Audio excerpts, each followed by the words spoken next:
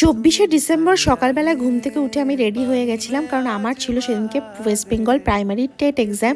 Location আমার বাড়ি থেকে অনেকটা দূর হওয়ায় অনেক সকালেই আমি আর বাবা বেরিয়ে গেছিলাম।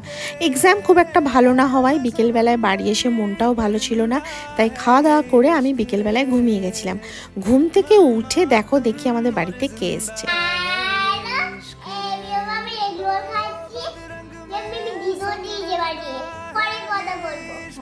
তো সেদিন অ্যাকচুয়ালি আমাদের বাড়িতে হচ্ছিল মোমো পার্টি।